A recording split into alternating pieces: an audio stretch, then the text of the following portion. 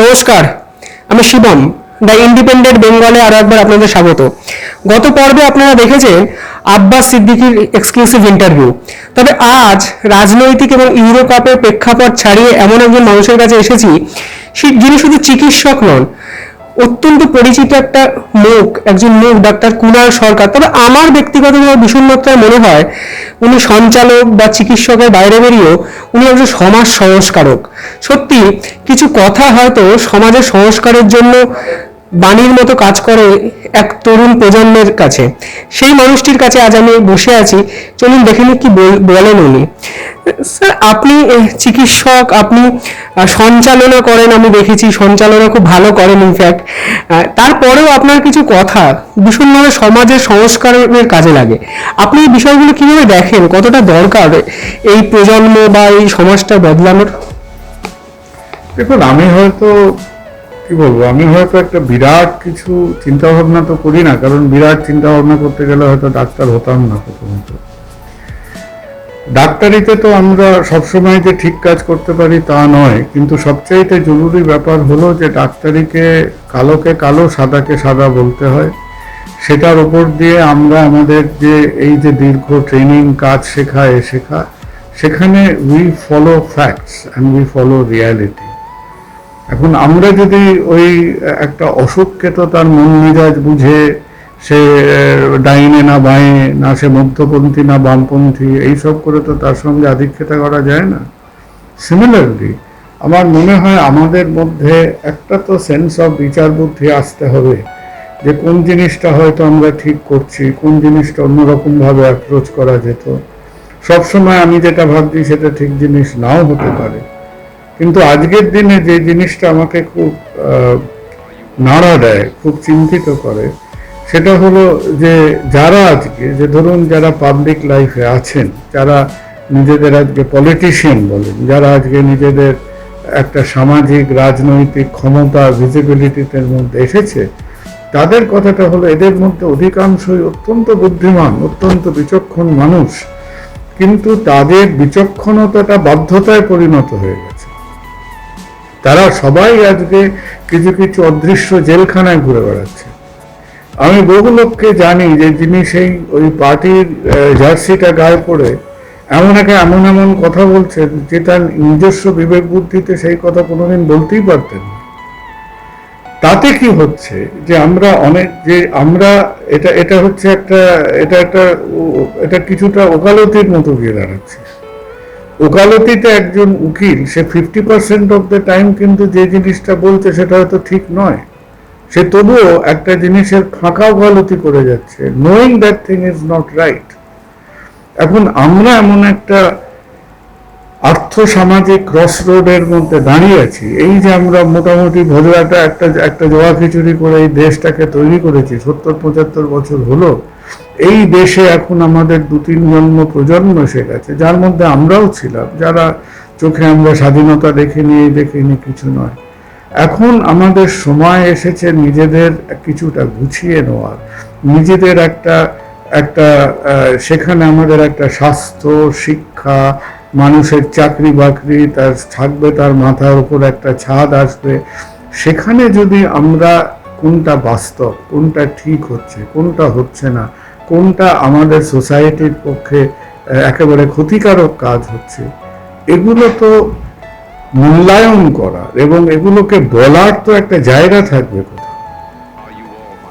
আর যে জিনিসটা আমাকে ভীষণ আপসেট করে সেটা হলো যে আমি কয়েক বছর ধরে, আমি গত প্রায় 7-8 বছর আগে একটা ছোট্ট সংস্থা তৈরি করেছিলাম, ক্যালকাটা ডিবেটিং সার্কেল।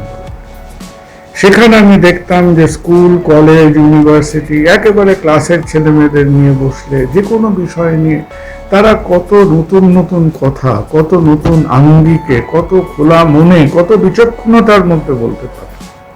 অথচ আজকে আপনি বয়স্ক, প্রাজ্ঞ, বিজ্ঞ, যেই মুহূর্তে আপনার শরীরে একটা রাজনীতির লেবেল সেটে গেল, সেই মুহূর্তে যেন মনে হলো যে আপনার ব্রেন এবং মুখের মধ্যে কোথাও একটা ব্যারিয়ার তৈরি হলো, যে আপনি ওই শেখানো বুলিগুলো রোজই আওড়ে যাচ্ছেন, যেন আপনার নিজস্ব স্বকীয় চিন্তা ভাবনা বলে কিছু নেই। এই জিনিসটা আজকে আমাদের সোসাইটির পক্ষে ভীষণ খারাপ। এবং আমরা কি নিয়ে কথা বলি, আমি সাধারণত খুব একটা বিপাকে না পড়লে আমি রাজনীতির ব্যাপারে ঢুকতে চাই না, কিন্তু আমাদের যেমন আমি কি বুঝি, আমি হয়তো স্বাস্থ্য পরিষেবাটা বুঝি। আমি হয়তো যখন মানুষের অসুখ বিসুখ হচ্ছে, একটা মহামারী প্যান্ডেমিক হচ্ছে, সেখানে যেটা যারা হয়তো স্বাস্থ্য পরিষেবা বা হেলথ কেয়ারের মধ্যে নয়, যেহেতু আমরা এই কাদা ঘেঁটে যাচ্ছি গত 25-26 বছর ধরে, সেখানে আমাদের একটা আইডিয়া আছে যে কোন ডিরেকশনটা ঠিক হচ্ছে, কোনটা ঠিক হচ্ছে না। এবং যদি আমরা এমন কিছু চোখে পড়ে উইচ ইজ নট রাইট, তাহলে আমাদের বলতে হবে। এই যে সামাজিক অবক্ষয়, এই সামাজিক অবক্ষয় মানে আপনার মূল বক্তব্যটা এই সামাজিক অবক্ষয়ের কারণটা কি রাজনীতিবিদরাই, বা ওইখান থেকে কি শুধরানোটা উচিত আমাদের, আপনার মনে হয় এটা? আমার কাছে দেখুন, আমি মনে করি না, আমি কখনোই মনে করি না, আমি লোকটা বাই নেচারই আশাবাদী। আমি কখনোই ওই মনস্তত্ত্ব ফলো করি না যে আগে যা ঘটে গেছে স্বর্ণযুগ, এখন জিনিসটা খারাপ, একেবারেই নয়।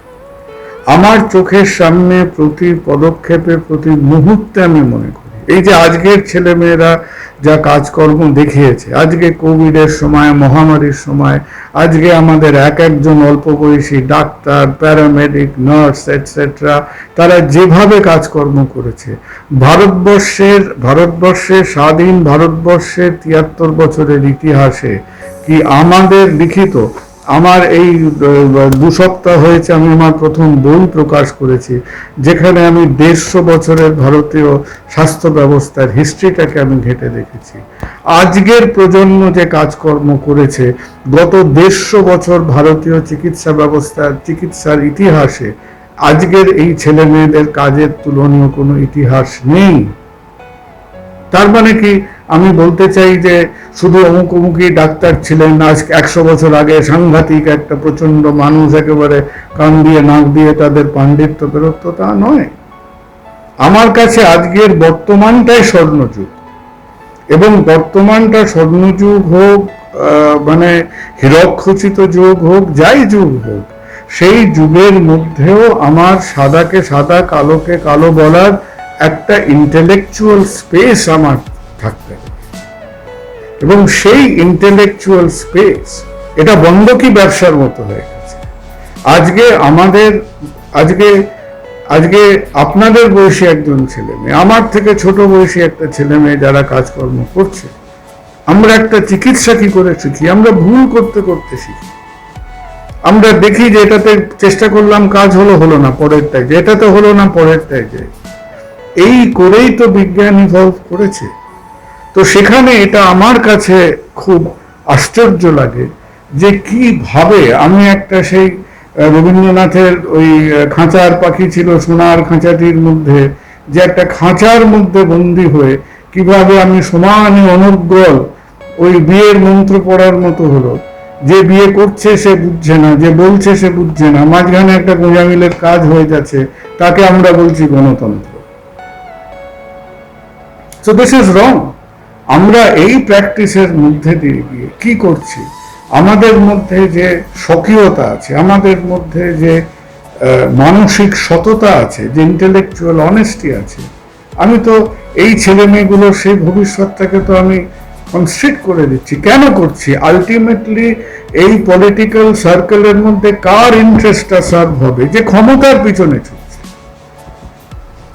তাহলে আজকে মুষ্টিমেয় কিছু লোকের ক্ষমতা সিদ্ধির জন্য আমি লক্ষ লক্ষ কোটি কোটি মানুষের মস্তিষ্ক রোধ এবং কণ্ঠরোধ করতে আমি পিছপাও না।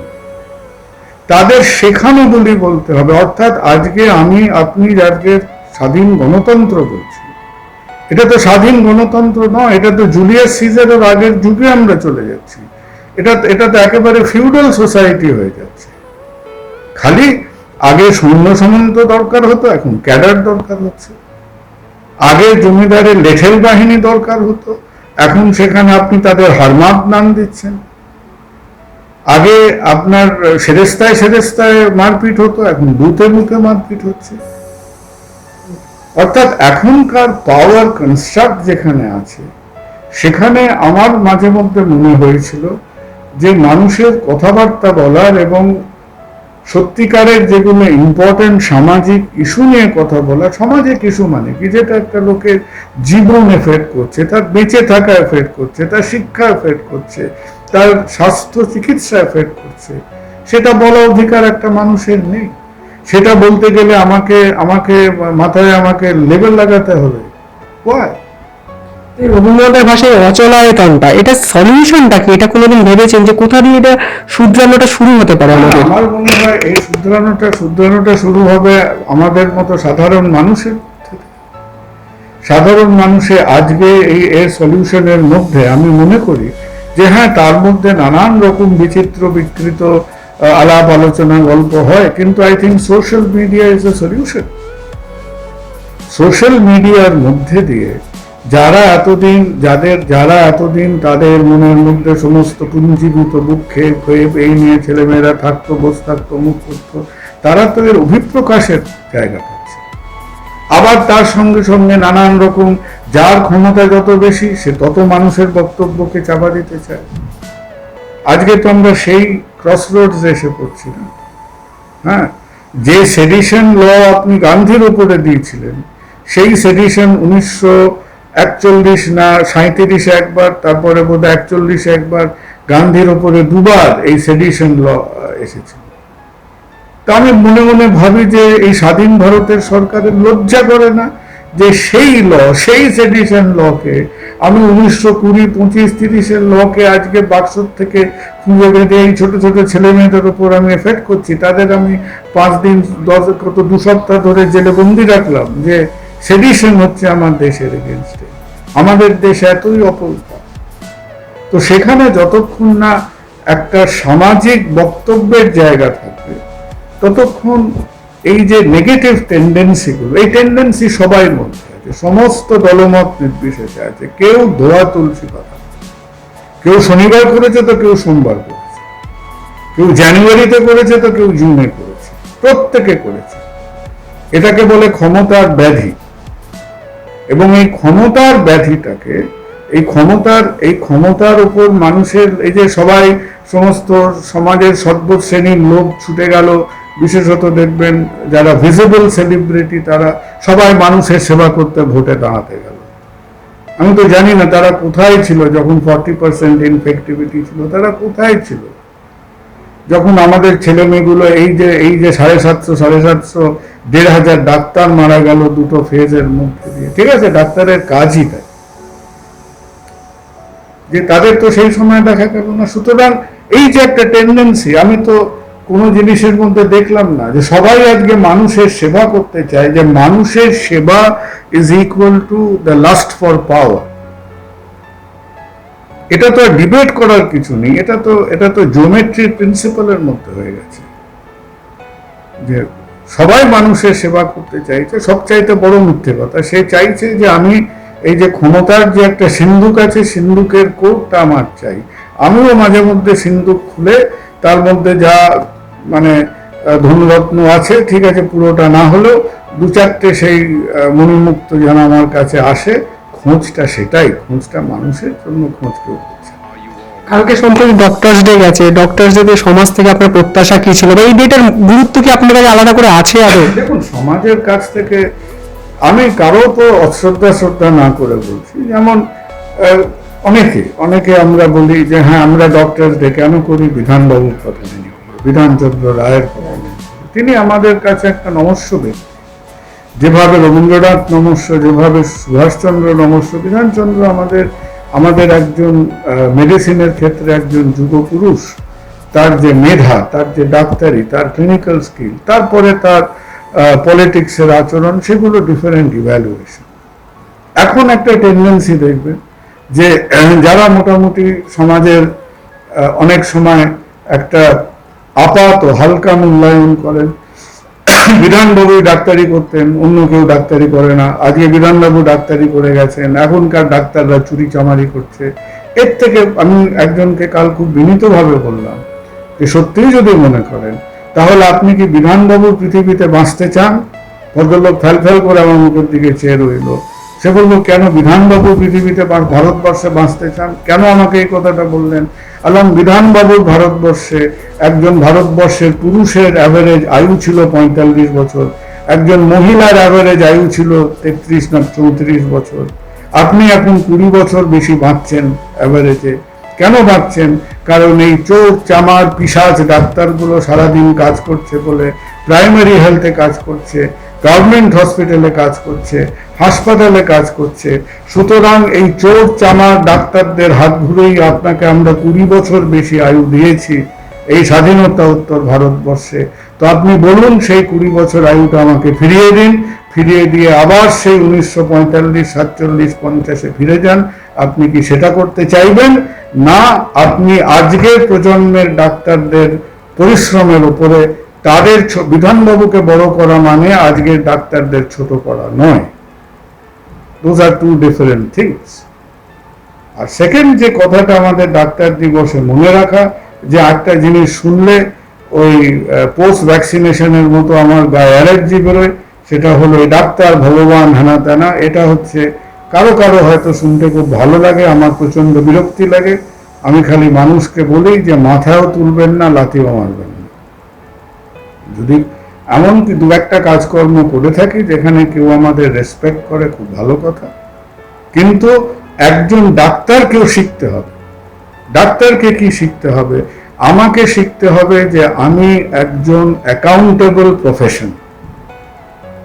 যেভাবে একজন টিচার, একজন জার্নালিস্ট, একজন ফাইন্যান্সিয়াল সেক্টর, একজন ম্যানেজার, একজন খবরের কাগজে যে কাজ করে, একজন পুলিশ, সেই যেমন একজন অ্যাকাউন্টেবল প্রফেশনাল, আমিও সেরকম একজন অ্যাকাউন্টেবল প্রফেশনাল। আমরাও যদি যে একেবারে সেই গ্যাস বেলুনে গ্যাস ভরে ভরে ভরে ভরে ডাক্তারকে এমন একটা কাজ করে দিই যে যার দুটোই পেশেন্ট দেখার কথা সে রাত্রি 9টায় দেখছে, যার অমুক করার কথা বলছে সে বলছে না, সেগুলো আমাদের ভুল, সেগুলো আমাদের বিভ্রান্তি। ডক্টরস ডেতে যেমন হ্যাঁ আজ কি আমাদের ডাক্তারদের মধ্যে আনএথিক্যাল প্র্যাকটিস নেই? ডেফিনেটলি আছে। কিন্তু আপনাকেও ভেবে দেখতে হবে যে আপনি আজকে দেশে প্রতি বছরের পর এভরি ইয়ার আপনি 20% বেশি ডাক্তার প্রডিউস করছেন। আমাদের কাজ করার সুযোগ গত 7-8 বছর ধরে একই লেভেলে, কোনো পরিকাঠামো বাড়ছে না। তাহলে আজকে 70,000 ছেলে মেয়ে, যে ইয়াং ছেলে মেয়েরা বেরোচ্ছে, তারা কি করবে? তাদের ভবিষ্যতে ভাতটা জুটবে করতে। আপনাকেও বুঝতে হবে যে এই যে আপনি ডাক্তারদের সবাইকে এক একজন আপনি ওই pocket book edition of Vivekananda, pocket Vivekananda দেখতে চাইছেন চারদিকে। আপনার 70,000 ডাক্তারের 65% তৈরি হয় নগদ পয়সা। আজকে আমার ভারতবর্ষ রাষ্ট্র হিসেবে চায় না ডাক্তার তৈরি করতে। পশ্চিমবঙ্গের ওয়ান অফ দ্য ফিউয়েস্ট স্টেটস যারা গভর্নমেন্ট সেক্টরে মেডিকেল কলেজ তৈরি করছে, বাকিরা তো হাত তুলে দিয়েছে।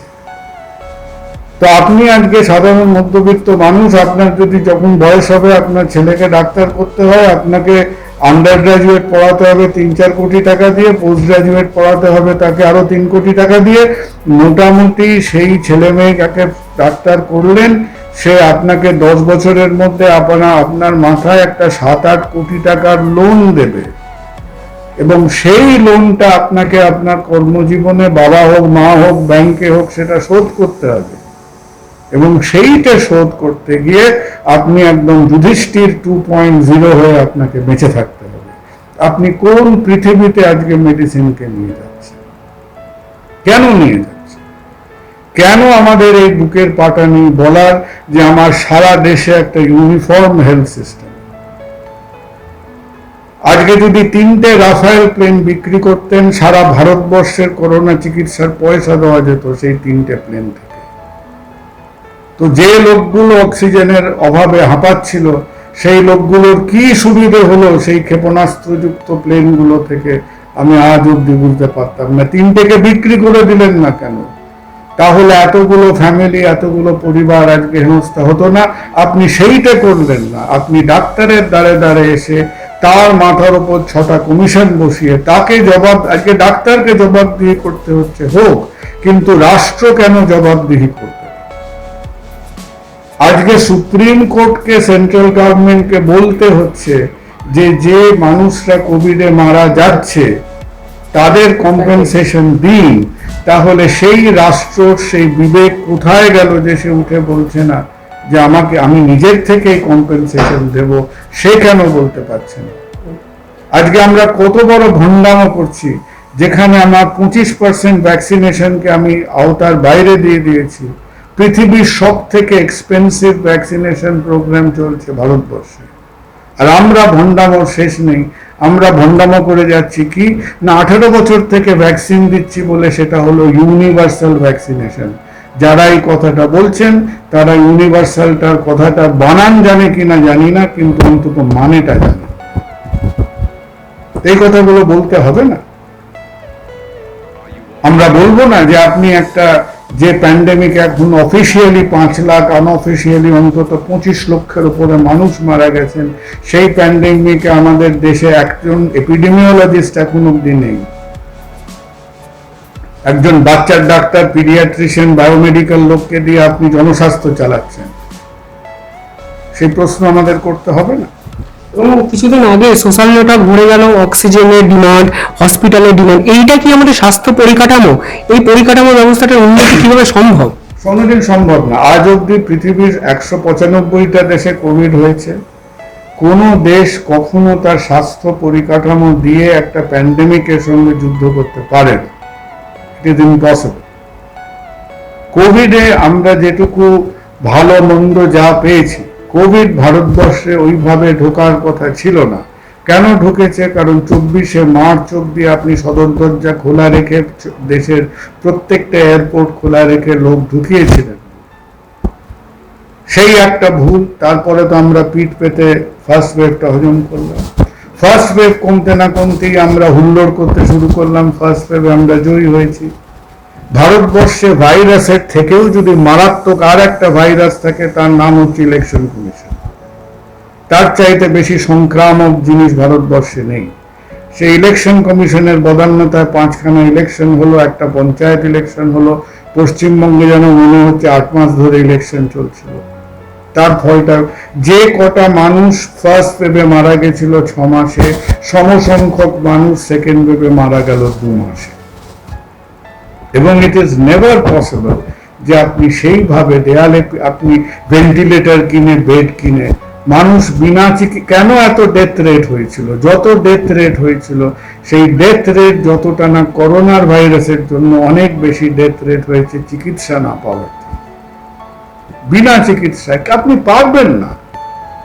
এবার আমরা যদি সবে সেকেন্ড ওয়েভটা একটু নিচের দিকে নামছে, এবার এর মধ্যে আরেকবার গঙ্গায় ডুব দেবার অবকাশ করে দিন 25 লক্ষ লোককে, আরো গোটা 20 বাই ইলেকশন করে দিন।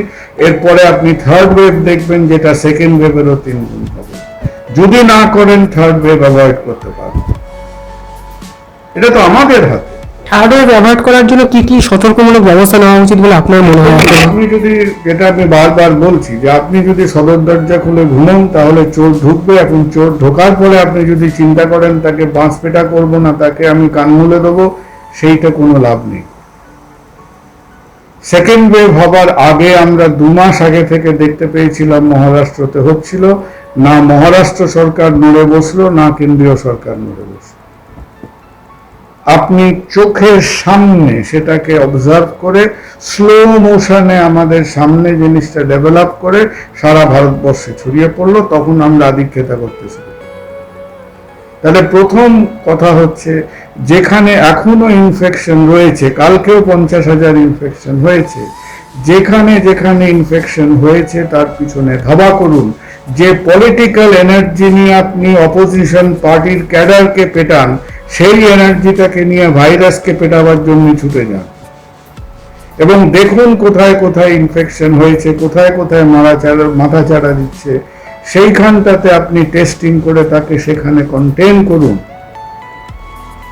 এই যে ডিস্ট্রিক্টে আমাদের এত পলিটিক্যাল ফোর্স, এত অ্যাডমিনিস্ট্রেটর, আমাদের 5টা ইলেকশন শেষ হলে 5:30টায় ওপিনিয়ন, 5:31 মিনিটে ওপিনিয়ন পোল বেরিয়ে যায়। অথচ আমরা এখন প্রতিটা ডিস্ট্রিক্ট থেকে এখনো সেরো সার্ভের ডেটা পাচ্ছি। দেখুন কোন কোন জায়গায় বেশি আনএক্সপোজড মানুষজন আছেন, সেখানে ভ্যাকসিনটা আগে পৌঁছে দিন। আর আমাদের যেটা বুঝতে হবে যে আমরা একটু হাঁপ ছেড়ে বাঁচছি বলেই আমরা বেরিয়ে এখন 1000 লোককে নিয়ে বিয়ে বাড়ি করবো, আমরা 1 লক্ষ নিয়ে গিয়ে রোড শো করব, 5 লক্ষ লোককে নিয়ে ব্রিগেডে সমাবেশ করব, এই সমস্ত বালখিল্য করার গুলো জায়গা নেই। সুতরাং আমাদের যদি individual behaviour, public health behaviour যদি ঠিক থাকে, হ্যাঁ আমরা অবশ্যই দেখব মাঝে মধ্যে যে এখানে এখানে সেখানে বিভিন্ন জায়গায় ইনফেকশনের দমকটা একটু বাড়ছে, আমরা যেভাবে ছুটে গিয়ে পাড়ায় আগুন নেবাই সেইভাবে ছুটে গিয়ে আমাকে সেই প্রবলেমগুলো অ্যাড্রেস করলে আমি তাহলে কি হলো, এই সমস্ত আইসোলেটেড আগুনগুলো একত্রিত হয়ে একটা লেডি হান শিখা হয়ে আমার দিকে ছুটে আসবে না। That is the prevention of third.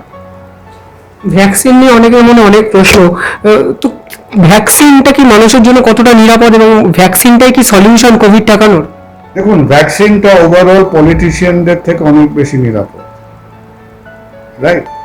এখন ভ্যাকসিনের নিরাপত্তা নিয়ে এত কথা বলার কোনো জায়গা নেই। ভারতবর্ষে দৈনিক কত লোক মারা যায় জানেন? ভারতবর্ষের ডেইলি ডেথ রেট করোনা হবার আগে হচ্ছে প্রায় 30,000 পার ডে। তো যবে আমরা লকডাউন করেছিলাম, লকডাউনে আমরা প্রথম যে ডেথ রেটটা কন্ট্রোল করেছিলাম সেটা হচ্ছে due to road traffic accident. ভারতবর্ষে ডেইলি রোড ট্রাফিক অ্যাক্সিডেন্টে মারা যায় 7,500 লোক। তো আপনি কি বলবেন যতক্ষণ না ভারতবর্ষে একটা অসুখ থেকে 31,000 লোক মারা যাচ্ছে পার ডে সেটা ইম্পর্টেন্ট নয়? নিশ্চয়ই সেটা ইম্পর্টেন্ট। ভ্যাকসিনের এখন অবধি যে ভ্যাকসিনগুলো প্রডিউসড হয়েছে তাদের সেফটি নিয়ে বিন্দুমাত্র কোনো একটা ভ্যাকসিনের দেখা গেছে যে 10 লক্ষ মানুষের মধ্যে একজনের ক্লটিং প্রবলেম হয়েছে। সে তো আপনি একটা প্যারাসিটামল ট্যাবলেট খেলেও হতে পারে। পৃথিবীতে প্রতি বছর 5টা লোক মারা যায় চুল কাটতে গেলে, তা বলে কি আপনি চুল কাটা বন্ধ করে দিয়েছেন? এই যে মাসে 7,000 লোক মারা যায় রোড ট্রাফিক অ্যাক্সিডেন্টে, তা বলে কি আপনি রাস্তায় নামা বন্ধ করে দিয়েছেন? এখন প্রশ্ন হলো, আমার সামনে যে সমস্যাটা তার এগেনস্টে আমার কোনো অ্যান্টিভাইরাল ওষুধ নেই, বেরোবে কিনা সন্দেহ। এইটা মানুষের সৃষ্টি করা একটা সমস্যা। এই ভাইরাসটাকে আমি সযত্নে 3 বছরের রিসার্চ করে আমি ল্যাবে তৈরি করেছি, এটা ন্যাচারাল ভাইরাস নয়। সেই জন্য এর আচার ব্যবহার সার্কুলেশন ন্যাচারাল ভাইরাসের মতো হচ্ছে না। ওষুধ দিয়ে একে কন্ট্রোল করতে আমাদের কাল ঘাম ছুটে যাবে। একটা মানুষ যে মরছে, একটা অল্প বয়সী ছেলে মেয়ে যে অসুস্থ হচ্ছে, সেটা ভাইরাসের জন্য হচ্ছে না, সেটা হচ্ছে কারণ এই ভাইরাসের রেসপন্সে একটা অদ্ভুত রকমের বেপরোয়া ইমিউন সিস্টেম রেসপন্স হচ্ছে, তার জন্য হচ্ছে। আজ অব্দি আমরা কোনো ভাইরাসে এরকম ইমিউন বিহেভিয়ার দেখিনি। কেন দেখিনি? কারণ সে অন্য ভাইরাসগুলো আজ অব্দি প্রতিটা প্যান্ডেমিক ওয়াজ আ ন্যাচারাল প্যান্ডেমিক। এই প্যান্ডেমিক হচ্ছে পৃথিবীর প্রথম ম্যান-মেড প্যান্ডেমিক। এটা অ্যাক্সিডেন্টাল না বায়ো ওয়ারফেয়ার সেটা পরের কথা। তাহলে এইটুকু বুঝে দেখুন যে আমরা ডাক্তার হিসেবে এরম ইনফেকশন হয়েছে, একটা অ্যান্টিবায়োটিক খাওয়ার মতো ওষুধ খেয়ে নিলেন, এই ভাইরাসের সেই রকম অ্যান্টিডোট বেরোনোর সম্ভাবনা খুব ক্ষীণ। Vaccine is the only way যেভাবে আমরা প্রোটেকশন রাখতে পারবো। কোনো ছাঁকনি পারফেক্ট নয়। ভ্যাকসিন নেবার ফলেও আপনি জানবেন যে 20,000-এর মধ্যে একজন হয়তো ইনফেকশন হবে, 50,000-এর মধ্যে একজনের হয়তো মৃত্যু হবে। তা বলে আমরা পুরো প্রসেসটাকে নিয়ে অমূলক উত্তেজনা করতে পারবো না। That is not right. এছাড়া আমাদের কোনো প্রোটেকশন নেই। আর এখন যেটা দেখছেন প্যান্ডেমিক, এই প্যান্ডেমিককে যদি আরো 2-1 সাইকেল আপনি ঘুরতে দেন পৃথিবীর মধ্যে, হ্যাঁ মনে রাখবেন যে পৃথিবীর ইতিহাসে প্রতি 5 লক্ষ 10 লক্ষ বছর পর পর এমন একটা ইভেন্ট হয়, যেমন ডাইনোসররা উড়ে গেছিল। এই কোভিডকে যদি আর 2-4 পাক ঘুরতে দেন পৃথিবীর মধ্যে, এই ডাইনোসর উড়ে যায়, একে বলে মাস এক্সটিংশন ইভেন্টস। আশা করি সেটা আমাদের দেখতে হবে না। হ্যাঁ, আশা করি সেটা আমাদের দেখতে হবে না। সুতরাং এইটুকু মনে রাখুন, নাথিং ইজ পারফেক্ট। কারো অ্যালার্জি হতে পারে, কারো ক্লট হতে পারে, কারো ভ্যাকসিনেশনের পরে কোভিড ইনফেকশন হতে পারে, আছে পৃথিবীতে। Nothing is 100%। ভগবান মানুষ তৈরি করে না 100% করে। তা বলে কি আপনি কালীঘাটে যাওয়া বন্ধ করে দিয়েছেন? আমি একদম শেষ পর্যায়ে চলে এসেছি ইন্টারভিউটায়। সাধারণ মানুষ তো এই প্যান্ডামিকের সঙ্গে আরেকটা সমার্থক শব্দ যেটা মাথায় ঘোরে, লকডাউন। লকডাউন হওয়া মানে বহু মানুষের একটা রুটি রোজগারের প্রশ্ন। তো আপনার কি মনে হয় লকডাউনটা কি এই মহামারী আটকানোর একটা প্রতিষেধক হতে পারে কোনোভাবে? দেখুন, লকডাউন হচ্ছে সবসময় যাকে বলে লাস্ট রিসোর্ট। লকডাউনটা যে কিছু ওষুধ আছে ওই ক্যান্সারের চিকিৎসার মতো, যে কিছু ক্যান্সার এমন খারাপ স্টেজে চলে যায় যে মানুষটা ক্যান্সারে মারা গেল না যে ওষুধটা দিলাম তাতে মারা গেল সেটা বুঝতে পারবে না। তো লকডাউন ডেফিনেটলি লকডাউনের কিছু ভালো দিক আছে। কি করে যে জিনিসটা আমার থেকে আপনাকে, আপনার থেকে ওতে ছড়াচ্ছে, আমি আর আপনি যদি একেবারে এক মাস মুখোমুখি না হয়ে ছড়াবে না। সুতরাং লকডাউন করলে মানুষকে তালাচাবি দিয়ে আটকে দিলে পর একটা সংক্রামক ব্যাধি নিশ্চয়ই কমবে, কিন্তু সেইটা কমতে গিয়ে আমাদের মতো দেশে যেখানে 60-70% ইকোনমিক অ্যাক্টিভিটি আনঅর্গানাইজ সেক্টরে, আমরা দেশের একেবারে মেরুদণ্ডে পদাঘাত করি। এবার আলটিমেটলি একটা মৃতদেহ যদি আমার সামনে থাকে তাহলে সেই ডেড বডিটা প্যান্ডেমিক ঘটিত না ক্ষুধা ঘটিত তার কি কোনো মানে আছে? তার মানে থাকে না। সুতরাং আমাদের সব সময় বুঝতে হবে যে প্রথম লকডাউন আমরা যখন করেছিলাম সেই হনুমান গদা হাতে দাঁড়িয়ে থাকার মতো, তার মধ্যে আস্ফালন ছিল, বিন্দুমাত্র কোনো বুদ্ধি ইন্টেলিজেন্স কিছু ছিল। আর সেকেন্ড টাইম অ্যাটলিস্ট যেটা হয়েছে সেটা কিছুটা বেটার হয়েছে, যে আমরা একটা ন্যাশনাল সেই ইলেকশনের মতো লকডাউন না করে বিভিন্ন স্টেট তার প্রয়োজন অনুযায়ী বিভিন্নভাবে করছে। যেই লকডাউন করুন না কেন জীবন জীবিকার এই প্রশ্ন সব সময়ই দিয়ে থাকে। এখন পৃথিবীর কিছু কিছু দেশ যেমন সুইডেন চেষ্টা করেছিল যে কোনো রকম লকডাউন না করে এই ছোটখাটো কিছু রেস্ট্রিকশন করে ওই দোকান 8 ঘন্টা খোলা না থেকে 6 ঘন্টা খোলা থাকবে, রেস্টুরেন্ট 10 ঘন্টা খোলা না থেকে 4 ঘন্টা থাকবে, এই রকম মাইনার কিছু চেঞ্জ করে করতে তারা কোনোদিন একটা দিনের জন্য লকডাউন করেনি। কিন্তু তার ফলাফল কি, যে সুইডেনের পাশের দেশ এবং সুইডেনকে যদি দেখেন তার মৃত্যুর হার তার পাশের দেশের থেকে প্রায় 3 গুণ বেশি। তার মানে আমাদের যদি আমরা একেবারে কি বলবো একেবারে গোয়ার গোবিন্দ হয়ে বলতাম যে না আমাকে আমার অর্থনীতি ঠিকঠাক রাখতে হবে, আমি লকডাউন করব না, তাহলে কি হতো? এই যে ঝড়, এই যে আমরা যে 2 মাস একেবারে মানে আমার জীবিত অভিজ্ঞতায়, আমি 26 বছর মানে 25 বছর ধরে কলকাতায় কাজ করছি, আমার জীবিত অভিজ্ঞতায় নিজেকে এত ছোট এত অসহায় মনে হয়নি সেই 2 মাস যেটা আমাদের, যে আমরা ক্যাবলার মতো দাঁড়িয়ে দেখছি, কিছু করার নেই। তো এই যে ঝড় 2 মাস ধরে গেল, এখন ওই ঝড় যদি 6 মাস ধরে যায় আপনি ভাবতে পারেন কি অবস্থা হবে। সত্যি হয়তো কিছু করার নেই, তাই হয়তো মানে এই কলকাতার বুকে জাল ভ্যাকসিন কাণ্ড উঠে আসে। এই বিষয়টা আপনি কিভাবে দেখেন? এটা ভ্যাকসিন জাল, মানুষের জীবন নিয়ে কত বড়, এটা তো বিকৃতি না, নোট জাল হয়। আপনি যদি একটা ওষুধের হোলসেলে যান, ভারতবর্ষে ওষুধের হোলসেলে বলে কেউ বলে 5%, কেউ বলে 3%, কেউ বলে 10%, একটা বিপুল আকারে দের ইজ কাউন্টারফিট মেডিসিন। আমরা চাই না কিন্তু থাকে, সেটা বাস্তব, এটা মানুষের বিকৃতি, এটা খারাপ, এটা অ্যাকসেপ্ট করা যায় না। যারা ল অ্যান্ড অর্ডারের মধ্যে আছেন, যারা আমাদের ভিজিলেন্সে আছেন, তাদের তাদের একেবারে ঝাঁপিয়ে পড়তে হবে এর এগেনস্টে। কিন্তু আমি একটা মানুষের এখন কি হচ্ছে, এখন আমরা চোরের ওপর রাগ করে মাটিতে ভাত খাচ্ছি। এখন আমরা কি করছি, যে কোথায় এই যে প্রথমত দেবাঞ্জন একে জানে তাকে জানে, এই নিয়ে যে মুখরোচক গল্পগুলো হচ্ছে, কার যে লাভ হচ্ছে কে জানে, হয়তো কেউ শুনছেন শুনুক। আমি এখনো বুঝতে পারিনি যে এই স্ক্যামটার ফাইন্যান্সিয়াল অ্যাঙ্গেলটা কি। এটার থেকে দেবাঞ্জনের কি 5,000 টাকা রোজগার হয়েছিল? কি করে হয়েছিল? এটা কি ভ্যাকসিন পাচার হয়েছে? এর মধ্যে কেউ ঢুকছে না এই গল্পটা। তাও আমি বাদ দিলাম, আমার কোনো কৌতূহল নেই জানা। আমার চোখে একটাই পাখির চোখ, সেটা হলো ভ্যাকসিনেশনের টার্গেট মিট করছি।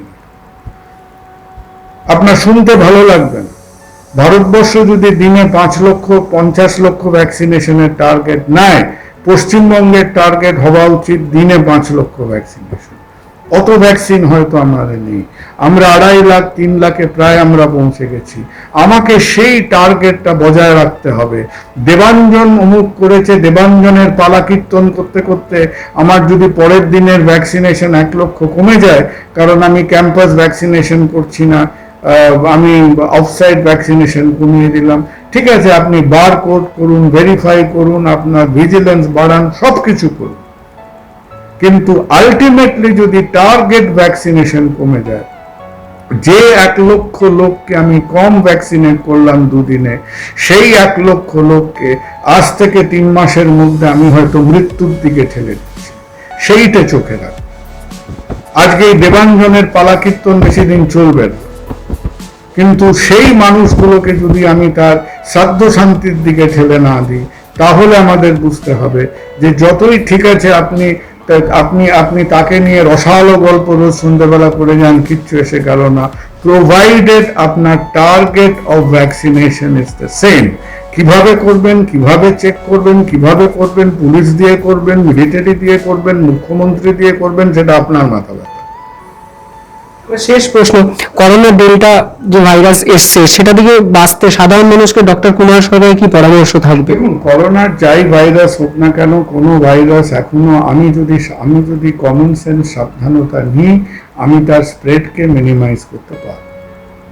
আর ডেল্টা নিয়ে আমরা যত মুখরোচক গল্প করেছি, ডেল্টার অবস্থাটা কিছু দেবাঞ্জন, প্রচুর মুখরোচক গাঁজানো হয়েছে, এটা নিয়ে কোনো কাজের কাজ হয়নি। ডেল্টা যাকে নিয়ে বেশ কিছু স্টাডি ইংল্যান্ডে হয়েছে, তারা পরিষ্কার বলেছে ইনফেক্টিভিটি বেশি, হসপিটালাইজেশন কম, মর্টালিটি কম। আমরা ডেল্টা নিয়ে কেন এত মুখরোচক ভাবে এখন গেঁজাচ্ছি? কারণ আমরা এই যে আমাদের এন্টায়ার যে গাফিলতি জনস্বাস্থ্য মেকানিজমের সেকেন্ড ওয়েভে, সেটাকে একটা আমরা সবেদন নির্মূল খুঁজে পেয়েছি, পুরো দোষটা ডেল্টার উপরে দিচ্ছি। ডেল্টার ইনফেক্টিভিটি বেশি। আমাদের কত পার্সেন্ট ইনফেকশনে ডেল্টা হয়েছে পশ্চিমবঙ্গে কোনো ডেটা আছে আপনার কাছে? নেই। কেন নেই? আমরা জিনোমিক অ্যানালিসিস করি না। আমাদের 5% করা উচিত, আমরা 0.1% করি না। আমরা গপ্পটা করতে পারি, টেস্টটা করতে পারি না। ভারতবর্ষে কটা ডেটা এখনো বেরিয়েছে যে এতগুলো ইনফেকশনের এত পার্সেন্ট ডেল্টা, তার এই এফেক্ট। ভাইরাসের নিয়মই হচ্ছে মিউটেশন করবে, ভাইরাসের নিয়মই হচ্ছে সে নিজের রূপ পরিবর্তন করবে। তার জন্য কি প্রয়োজন? সে যত বেশি মাল্টিপ্লাই করবে তত সে চেঞ্জ করবে। তাহলে আমার আপনার যদি এতই মাথা ব্যথা থাকে মিউটেশন নিয়ে, আমি ভাইরাসকে মাল্টিপ্লাই করতে দেব না। আর যদি কোনো এলাকায় এই যে ডেল্টা ভাইরাস, এটা প্রথম কবে চোখে পড়েছিল? ডিসেম্বরে চোখে পড়েছিল ইন মহারাষ্ট্র। কেন আমরা করিনি? কারণ তখন আমরা খেয়ে দিয়ে ভাত গুম দিচ্ছিলাম। দোষটা ডেল্টার নয়, it is the nature of a virus. দোষটা হচ্ছে যে আমার সেই জ্ঞান বুদ্ধি নিয়ে আমি ঝাঁপিয়ে পড়তে পারিনি। আর ডেল্টার ইনফেক্টিভিটি বেশি, কিন্তু ডেল্টা যে পিলপিল করে লোককে মেরে ফেলার ক্ষমতা রাখে, দ্যাট ইজ নট রাইট। ভবিষ্যতে আরো ভেরিয়েন্টস আসবে। এখন সমস্ত ভেরিয়েন্ট গুলো হচ্ছে স্পাইক প্রোটিনটাকে নিয়ে। সমস্ত ভ্যাকসিন চেষ্টা করছে স্পাইক প্রোটিনকে টার্গেট করতে। হয়তো ভ্যাকসিনের এফেক্টিভিটি 2-4% উপর নিচ হতে পারে, ভ্যাকসিনের এফেক্টিভিটি থাকবে। আর প্রয়োজন হলে এই ভ্যাকসিনগুলোকেও হয়তো টাইম টু টাইম তাদের অ্যাডজাস্ট, যেমন ইনফ্লুয়েঞ্জা ভ্যাকসিন বছরে 3 বার করে তার রিঅ্যাসেসমেন্ট, এরও করার দরকার হবে। ভাইরাস এই ভাইরাসটাকে আমরা হাতে ছুরিতে শান দিয়ে তৈরি করেছি, কিন্তু এটা যে কোনো ভাইরাসে এ প্রথম 1 বছর অত কিছু মিউটেশন দেখায়নি, মানে মিউটেশন হয়েছে অত মারাত্মক না। ও চেঞ্জ করতে করতে করতে করতে প্রথম যখন ইংল্যান্ডে ভেরিয়েন্টটা করলো, তখন তার জিনিসটা দেখা গেল মারাত্মক। That is important. এত পরিশ্রম, এত লড়াইয়ের পরও সাধারণ মানুষ রেগে গিয়ে ডাক্তার, হসপিটাল ভাঙচুর করে, এই ব্যাপারটা আপনি কিভাবে দেখেন? যদি আমি কখনোই মানুষকে দোষ দিই না, আমি সেটাকে বলি that is the systemic deficiency of our health care. সাধারণ মানুষ সে কি চোখে দেখছে, সে তো তার বোধ শক্তি নেই। সেই ছেলেবেলার থেকে দেখে এসছে যে একটা হাসপাতালের উল্টো দিকে 200টা ওষুধের দোকান থাকে। তাকে তো কোনোদিন শেখানো হয়নি যে সেটা তো ওষুধ বিলি করার ব্যবস্থা না, দ্যাট ইজ আ করাপশন। একটা ট্যাবলেট কেন 200টা দোকান থেকে কিনতে হবে? 200টা দোকানে আমি দিলে তার মধ্যে ম্যাল প্র্যাকটিস হবে, তার মধ্যে ডাক্তার জড়িয়ে পড়বে। কেন আমার দেশে আমি 100 টাকার চিকিৎসা করতে গেলে 70 টাকা পকেট থেকে দিতে হবে? সে তো ছেলেবেলার থেকে, সে জবের থেকে বেবি ফুড ছেড়েছে, সে জেনে এসছে সেটা স্বাস্থ্য ব্যবস্থা। সেটা তো স্বাস্থ্য ব্যবস্থা না, সেটা অসভ্যতা। আমরা অসভ্যতার সঙ্গে ব্যবস্থাকে গুলিয়ে ফেলেছি। আমরা ভোটের দেবদেবীদের পুজো করতে গিয়ে আমরা ভুলে গেছি যে সামাজিক সংগঠন কাকে বলে। We have forgotten that. সুতরাং মাঝে মধ্যে তারা যে ক্ষিপ্ত হন, সেখানে নিশ্চয়ই জায়গা বশত আমাদের দোষ থাকে। আর যে লোকটা একটা তার আত্মীয় স্বজনকে চিকিৎসা করতে এনেছিল, সে একেবারে নিঃস্ব হয়ে সেই চিকিৎসা করাচ্ছে, সেই চিকিৎসায় হয়তো সাকসেস হয়নি, তখন তারা মেজাজ হারিয়ে কাজ করছেন।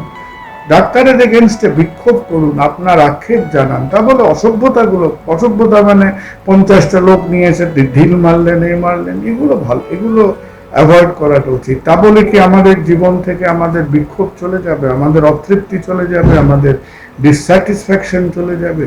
সেই রূপকথার পৃথিবী কোনোদিন আসবে। ধন্যবাদ স্যার।